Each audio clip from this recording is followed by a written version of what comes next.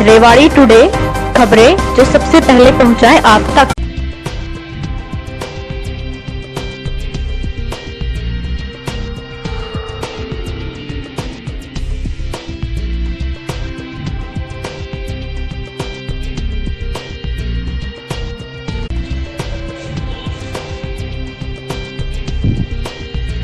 Rewari today. नमस्कार, Rewari today में मैं पल्लवी शर्मा आप सभी लोगों का स्वागत करती हूँ। रेवाड़ी जिले में वीरवार को 17 कोरोना से ठीक हुए और 20 नए कोविड पॉजिटिव केस कंफर्म हुए। रेवाड़ी जिलाधीश यशेंद्र सिंह ने बताया कि जिले में कोरोना संक्रमण के चैन को तोड़ने के लिए स्वास्थ्य विभाग द्वारा अभी तक 4074 सैंपल लिए गए हैं, जिनमें 145 कोविड पॉजिटिव मिले हैं। इनमें 68 नागरिक कोविड संक्रमण से ठीक हुए हैं। अब जिले में 77 कोविड पॉजिटिव के एक्टिव केस रह गए हैं। 3777 की रिपोर्ट नेगेटिव आ चुकी है तथा शेष 152 सैंपल की रिपोर्ट आने का इंतजार है। जिला भर में 908 नागरिक क्वारंटाइन किए गए हैं, जो देश व विदेश के अन्य हिस्सों से यात्रा करके आए हैं। जिलाधीश ने बताया कि वीरवार को जिले में 20 नागरिक कोरोना पॉजिटिव मिले हैं। इनमें कुतुबपुर व हासाका से 4, रामगढ़ से 2, टाकड़ी, शक्तिनगर रेवाड़ी, धारूवाड़ा सेक्टर 6, रेवाड़ी सेक्टर 4, धामलावास, बीदावास, सरस्वती विहार, रेवाड़ी, गांव मायन, बालावास अहीर व मुमताजपुर में एक नागरिक पॉजिटिव मिले हैं। जिलाधीश ने बताया कि जिले में कुल कोविड पॉजिटिव के 77 एक्टिव केस हैं। इनमें WUCMS झज्जर में 74 हैं, जबकि 3 मरीज घर में आइसोलेट किए गए हैं। वीरवार को 17 कोविड संक्रमित ठीक होकर घर पहुंचे, जिनमें सेक्टर 4 धारवाड़ा से 3, सहारनवास से 2, गुड़ियानी, युगल विहार, डालियावास, द्वारकाधीश धारवाड़ा, भक्तिनगर, खेड़ा आलमपुर, भोतावास अहीर, शिव कॉलोनी रेवाड़ी, मखारिया, कालूवास, कृष्णानगर, गोकलगढ़, जाटूसाना के एक कोविड संक्रमित ठीक होकर अपने घर जा चुके हैं। घबराएं नहीं, खांसी, जुकाम, बुखार, सांस लेने में तकलीफ होने पर डॉक्टर से सलाह करें। जिलाधीश ने बताया कि स्वास्थ्य विभाग द्वारा कोरोना संक्रमण की चेन को तोड़ने के लिए जिले में बनाए गए कंटेनमेंट व बफर जोन में निरंतर स्कैनिंग व स्क्रीनिंग का काम किया जा रहा है।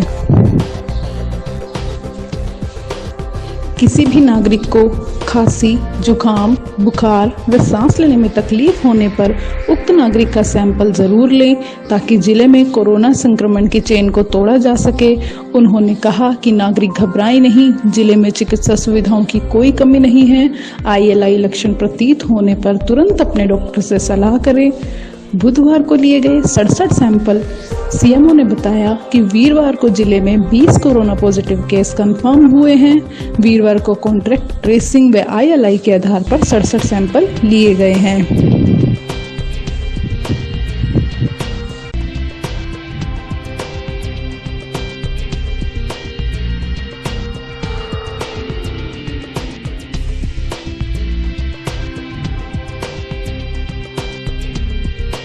आदेश शर्मा जिंदाबाद, आदेश शर्मा जिंदाबाद, मजदूर एकता जिंदाबाद, मजदूर एकता जिंदाबाद, मजदूर एकता जिंदाबाद। चलेंगे जोरों से गुंडागर्दी नहीं चलेगी, मजदूर एकता जिंदाबाद, मजदूर एकता जिंदाबाद।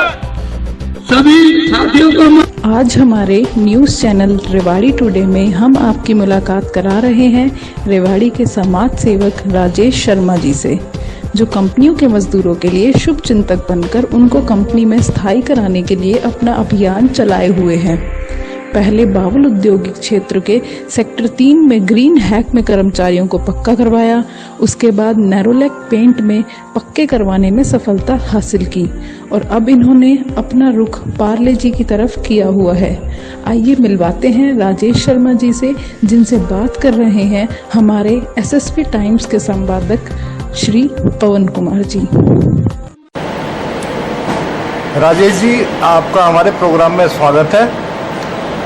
हम पिछले 2-3 दिनों से देख रहे हैं लगातार आप एक उद्योगों के खिलाफ एक मिशन चला रहे हैं, जिसमें जो मजदूर के हक की बात आप कर रहे हैं। कल की बात थी, कल आप ग्रीन हैक में आपने मजदूरों को उनका न्याय दिलवाया, आज नैरोलैक पेंट में आपने न्याय दिलवाया। तो आखिर आप बताएंगे कि आप मजदूरों के किस हक की बात कर रहे हैं? सबसे पहले आपके चैनल को नमस्कार, और जो भी दर्शक देख रहे हैं उनको नमस्कार, और आपके चैनल का मैं धन्यवाद करता हूं। आपने ये आवाज़ उठाई और आप मेरे पास आए। और रही मजदूरों की बात, मैं तो पहले से ही मजदूरों के साथ था, क्योंकि ये जो सरकार है ये गरीबों को मार रही है। ये गरीबों की सरकार नहीं है, और सब कुछ मिली भगत है। चैन सिस्टम बना हुआ है हमारे रेवाड़ी शहर में, भ्रष्टाचार का चैन सिस्टम बना हुआ है। और हमारे शहर के अंदर सबसे ज्यादा भ्रष्टाचार है रेवाड़ी के अंदर, पूरे हिंदुस्तान में। और जिसके अंदर असिस्टेंट लेबर कमिश्नर, ये जो हवा सिंह है, ये भ्रष्टाचार सबसे ज्यादा फैला रहा है। जो आज कंपनी में जो अत्याचार हो रहा है वो असिस्टेंट लेबर कमिश्नर हवा सिंह की वजह से हो रहा है। और इसकी एप्लीकेशन भी मैंने सीएम साहब को दी थी। रेवाड़ी मैराथन के अंदर सीएम साहब आए, और आज भी मैं उस एप्लीकेशन की पैरवी कर रहा हूँ। आज भी मैं जिला सचिवालय गया, लेकिन भ्रष्टाचार की चैन की वजह से उसके ऊपर कोई कार्रवाई नहीं हो रही। मतलब जो उद्योगों में जो लापरवाही बरती जा रही है, मजदूरों के साथ अन्याय हो रहा है, उसके लिए आप हवा सिंह को जिम्मेवार मानते हैं? बिल्कुल, इसमें लेबर असिस्टेंट कमिश्नर हवा सिंह का सारा हाथ है। और ये 20 साल से रेवाड़ी में, 20 साल किसे कहते हैं सर, आप एक बार बताओ? 20 साल से रेवाड़ी में। और इसके ऊपर है अजय कप्तान खान। अजय कप्तान का ये बहुत अच्छा मित्र है और बहुत अच्छा मिलने वाला है। लेकिन आज जो सरकार है वो सरकार तो भाजपा की है, नहीं, तो फिर कैसे भ्रष्टाचार की बात आती है? नहीं, भाजपा में चढ़ावा जा रहा है, भाजपा में चढ़ावा जा रहा है। और अभी तो कुछ नहीं हो रहा अत्याचार। आने वाले टाइम में देखना कितने बलात्कार होंगे। बलात्कार लड़कियों के नहीं, बलात्कार लड़कों के भी होते हैं। जो आज कंपनियों में जो लड़कों के साथ हो रहा है, वो लड़कों के साथ बलात्कार हो रहा है। क्या ऐसा मामला कोई आपके सामने आया है कि लड़कों के साथ कंपनी में बलात्कार हो रहा हो? बलात्कार में इसे ही कह रहा हूँ, उन लड़कों को निकाला जाता है। जैसे नेहरूल कंपनी में 2019 में निकाले, सितंबर के महीने में, आज तक उनको 1 रुपया नहीं दिया।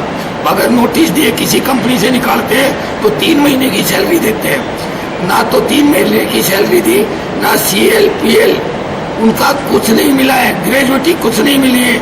आज भी आपने देखा होगा मेरे फेसबुक के ऊपर उन्होंने अपने कपड़े उतार रखे हैं। वो PM हाउस जाने के लिए तैयार थे, और कम से कम 100 पुलिस स्टाफ के आगे, लेकिन पुलिस स्टाफ वालों ने कोई बदतमीजी नहीं की हमारे से, क्योंकि पुलिस स्टाफ को पता है ये लड़का सही लड़ाई लड़ रहे हैं, और ये जो बच्चे अपनी सही मांगे रख रहे हैं। आपने जो हवा सिंह के खिलाफ CM को शिकायत दी है, वो वास्तव में क्या शिकायत आपने की? मैंने ये कही, सर मैंने बहुत सी कंपनियों का कंप्रोमाइज करवाया।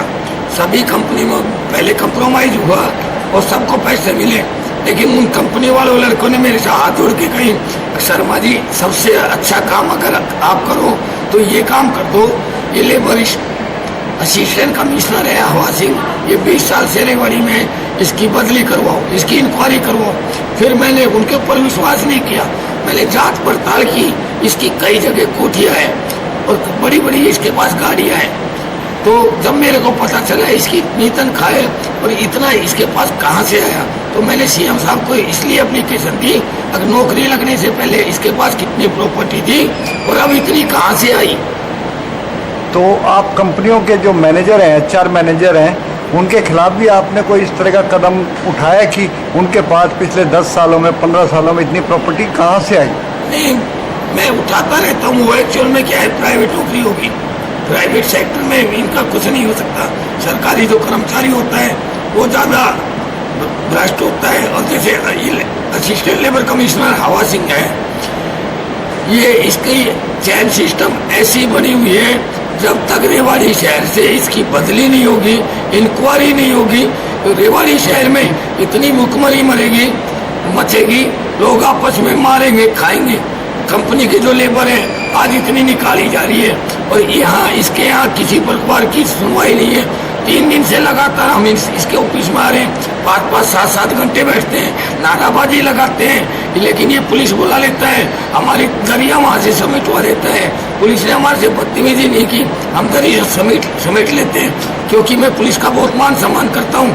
इस महामारी के अंदर जो पुलिस ने जो भूमिका निभाई वो इतनी अच्छी थी, जितनी हम बड़ाई करेंगे पुलिस की उतनी कम है। लेकिन ये आवाज सिंह बिल्कुल चोर, भ्रष्ट और गंदा इंसान है। मैं सीएम साहब को एक बात कहना चाहूँगा, सीएम साहब आप बहुत अच्छे आदमी हो, लेकिन रेवाड़ी जिला प्रशासन में आपकी वैल्यू कोई नहीं है, 0 है, 0। अभी जैसा कि मार्च के अंतिम सप्ताह में लॉकडाउन लगा, लॉकडाउन के कारण एक अफरा तफरी सी मच गई और मजदूर अपने बिहार के लिए पलायन करते नजर आए कोरोना की वजह से जो लॉकडाउन लगा। तो क्या मजदूरों के साथ जो अन्याय हुआ उसके लिए आप किसको जिम्मेवार मानते हैं? भूखे प्यासे यहाँ से 2-2 हज़ार किलोमीटर उन्होंने पैदल यात्रा करके अपने बिहार या बिहार से आगे वो पहुँचे, इसके लिए जिम्मेवार किसको दोषी मान रहे हैं? देखो, सबसे ज़्यादा जिम्मेवार मानता हूँ मैं जिले में जो अफसर बैठे हैं। सरकार ने पैसे दिए ऊपर से, लेकिन इन्होंने कुछ खर्च नहीं किया, हमारे जैसे समाज सेवी ने खर्च किया। मैंने खुद 1-1.5 महीना 8 परिवार को, मतलब 17 आदमियों को 1.5 महीना अपने घर से खाना बनाकर खिलवाया। नंबर दूसरी, मैंने अपने गांव में समाज और हमारे गांव के लोगों ने मिलकर एक शिविर लगाया, उन्होंने 1 महीना शिविर चलाया और बहुत सी जगह मैंने खुद पर्चियाँ कटवाई और वहाँ मैं पैसे देकर आया। और इसमें जिम्मेवार सरकार भी 50% है, लेकिन 100 में से 100% जिले के जो बड़े अधिकारी है वो है इसमें। अभी जैसा कि एक तरह से जब कोरोना महामारी फैली है, कहते हैं सरकार ये सहयोग कर रही है, सरकार वो सहयोग कर रही है, लेकिन अभी ऐसा कुछ नज़र नहीं आया कि सरकार ने बहुत बड़ा सहयोग किया, क्योंकि जो खाने पीने की व्यवस्था थी वो सामाजिक संस्थाएं अपनी तरफ से कर रही थी। फिर सरकार ने क्या करा या जिला प्रशासन ने क्या करा? जिला प्रशासन ने कुछ नहीं किया सर। प्रिंट मीडिया में अपनी न्यूज़ निकलवा देते हैं, इलेक्ट्रॉनिक्स मीडिया में अपनी न्यूज़ निकलवा देते हैं। और भाई ये जो महामारी चल रही है, मेरे साथ आप हॉस्पिटल में चलो, सरकारी हॉस्पिटल में, और मैं खुद कहता हूँ मैं कोरोना पेशेंट हूँ, मैं ड्रामा करूँगा, मुझे सांस नहीं आ रहा, मेरा जी घुटा जा रहा है, आप मेरे साथ कैमरा लेके चलो। डॉक्टरों की तो बात छोड़ो, डॉक्टर तो हॉस्पिटल को नहीं, रेवाड़ी शहर को छोड़ के चले जाएंगे, और कंपाउंडर भी हॉस्पिटल को छोड़ के चले जाएंगे। यानी जो हमारे जो सिविल हॉस्पिटल की जो सेवाएं हैं वो भी चरमराई हुई हैं। बिल्कुल 0 है सर, बिल्कुल चरमराई नहीं, कुछ भी नहीं है वहाँ, कुछ भी नहीं है। आपने सिविल हॉस्पिटल का और ट्रॉमा सेंटर का दौरा करा या क्वारंटाइन सेंटर जो बना रखे हैं सरकार ने, उसमें आप गए और वहाँ का क्या देखा आपने? मैं खुद गया हूँ वहाँ, मैंने अपने फेसबुक पेज पर भी वीडियो डाल रखी है। वहाँ ना किसी मरीजों के पास मास्क था, ना डॉक्टर के पास मास्क था, कुछ नहीं है। वहाँ सिगरेट पीते हैं, मोबाइल चलाते रहते हैं, या चेयर पे सोते रहते हैं, कुछ नहीं है वहाँ, कुछ नहीं है। अब हम बात करते हैं जो वर्तमान परिस्थिति है, जैसे कि लॉकडाउन के बाद यहाँ से जो बिहार यूपी की लेबर थी वो यहाँ से चली गई, और आज उद्योगों के ऊपर भारी संकट है, उनके पास मैन पावर नहीं है, उनके पास ऑर्डर नहीं है। तो ऐसी परिस्थिति में आपका सुझाव क्या हो सकता है जो बेरोजगार युवाओं के लिए, उद्योगपतियों के लिए, कि कंपनी को कैसे सुचारू रूप से चलाया जा सके? देखो, उद्योग के बारे में मैं एक बात कहना चाहता हूँ, वो कितने सालों से उद्योग लगे हुए हैं हमारे शहर के आसपास। ये क्या वो 3-4 महीने उनके पास इतने पैसे नहीं है जो अपने कर्मचारियों को पैसे दे दे? ये सिर्फ उद्योगपति तो सिर्फ कर रहे हैं ड्रामा, गरीबों को मार रहे हैं। ड्रामा क्या, सरकार के अंदर इनके लिफाफे चले रहते हैं। जैसे हमारे रेवाड़ी जिले में की तो बात छोड़ो, मैं गुड़गांव लोकसभा की बात करता हूँ। डॉक्टर बनवारी लाल जो बीजेपी सरकार में मंत्री जी है, उनके पास खुद लिफाफे जाते हैं। बहुत गंदा और भ्रष्ट आदमी है ये। मैं बीजेपी सरकार को मैसेज देना चाहूँगा, ऐसे भ्रष्ट आदमी को तो पार्टी से ही निकाल देना चाहिए, और आपने तो मंत्री बना रखा है। नहीं, आपको डॉक्टर बनवारी जी का क्या चीज़ ऐसा प्रमाण मिला कि वो भ्रष्ट है? डॉक्टर बनवारी लाल जी का आप ये देखो, जब वो इलेक्शन नहीं लड़े थे तब उनके पास क्या था, आज उनके पास देखो नीमराना नाम कितनी प्रॉपर्टी है। नीमराना में भी मैंने 20 कंपनियों से ज़्यादा कंप्रोमाइज करवाया, 20 से ज़्यादा।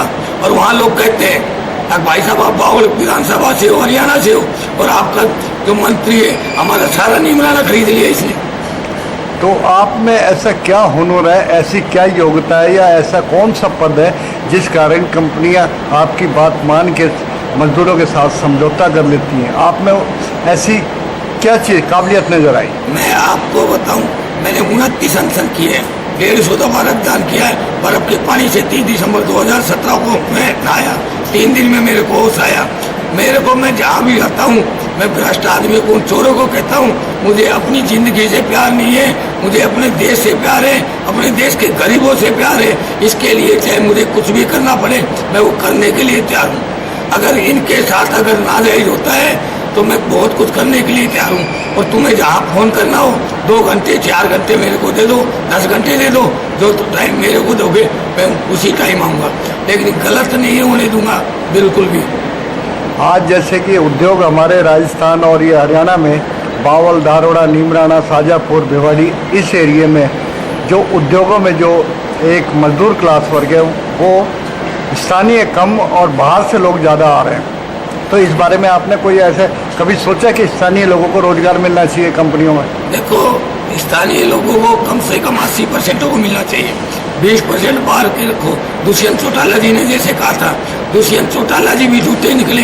दुष्यंत चौटाला जी ने भी लॉलीपॉप दिया, 5100 रुपये बुजुर्गों की पेंशन, और 70% 80% लोगों को रोजगार मिलेगा। सब ये लॉलीपॉप देते हैं। जितने भी ये राजनीति आदमी है, मैं तो यूँ कह रहा हूँ 100 में से 100% नहीं, 80% ये भी गंदे हैं और गलत है। गरीबों और किसानों के लिए कभी नहीं हुए और ना कभी होंगे। जब तक हमारे देश में क्या सुधार नहीं होगा, एक गरीब घर का बच्चा जब तक इलेक्शन नहीं लड़ेगा, विधानसभा में, लोकसभा में जब तक नहीं जाएगा, जब तक हिंदुस्तान तरक्की नहीं करेगा। इस देश का तो आगे अब आपने गरीब उसके युवा की बात करी कि जब तक वो संसद या लोकसभा में नहीं जाएगा तो कैसे तरक्की होगी, लेकिन एक गरीब आदमी जाएगा कैसे? ये भी तो एक बहुत बड़ी समस्या है। गरीब बिना धन के कुछ भी नहीं। गरीब आदमी बिल्कुल जाएगा सर। एकता में बड़ी ताकत होती है। वो किसी भी 20-30 गाँव के इकट्ठे हो जाओ और एक आदमी को खड़ा कर दो विधानसभा के लिए और उसके साथ लग जाओ। पैसे नहीं लगते इलेक्शनों में, पैसे लगते हैं चोरों के, बेईमानों के, चोरों के, बेईमानों के। गरीब आदमी, मैं भी खुद इलेक्शन लड़ा हूँ, मैंने सिर्फ 25,000 रुपये में इलेक्शन लड़ाया MLA का। और आज भी मेरे को ऐसा कौन सा गांव है, मेरी विधानसभा की बात छोड़ो, मेरे जिले की बात छोड़ो, मेरे हरियाणा की कह रहा हूँ, किसी भी गांव में आप चले जाओ। अग्रवाड़ी में राजेश शर्मा को जानते हो क्या? लोग मेरे को जानते हैं मेरे नाम से। लोग मेरी फेसबुक पेज को इतना शेयर करते हैं, मेरी जैसे उनके पास ग्रुप बोलेगा तो वो मेरे पेज में खोल के देखते हैं, अब यार शर्मा जी ने क्या कर रखा है। मैं भी तो गरीब आदमी हूँ, मैं भी तो गरीब आदमी हूँ। ऐसे हर गरीब जब तक आगे नहीं आएगा, नहीं तो इस देश का पट्टा बैठ जाएगा। तो यानी आपको जनता से कैसा सहयोग मिल रहा है, खासकर उन बेरोजगारों से और मजदूर वर्ग जो कंपनी में काम कर रहा है उनसे? मेरे को बहुत अच्छा सहयोग मिल रहा है। वो इतना मान सम्मान देते हैं जिसका कोई हिसाब नहीं। मैं उनकी सैलरी भी दिलवाता हूँ, उनको कंपनी में अंदर भी लगवाता हूँ। मैं उनके ऊपर इतना नहीं करता जितना वो मान सम्मान इज्जत जो मेरे को दे देते हैं। जितना मान सम्मान इज्जत वो मेरे को देते हैं, मतलब कि मैं इतना नहीं कर पाता जितनी वो मेरे को इज्जत और मान सम्मान दे रहे हैं। आपके जिंदगी के उद्देश्य क्या है? जब आप समाज सेवा में उतरे हुए तो इसके पीछे कोई ना कोई तो लक्ष्य होगा। आप वो लक्ष्य को थोड़ा सा एक्सप्लेन करेंगे? मेरा लक्ष्य ये है, मैं ज़्यादा बड़ा तो कहता नहीं, इंडिया की और हरियाणा की बात नहीं करता, रेवाड़ी जिले की बात करता हूँ। रेवाड़ी जिले में 3 विधानसभा है। मेरी रेवाड़ी जिले में हर आदमी खुश रहे, फिर उसके बाद हरियाणा पे चलूँगा, फिर इंडिया लेवल पे चलूँगा। मैं तो ऐसे चलता रहूँगा और हर आदमी, हर मजदूर भाई, किसान भाई सब खुश रहे। धन्यवाद।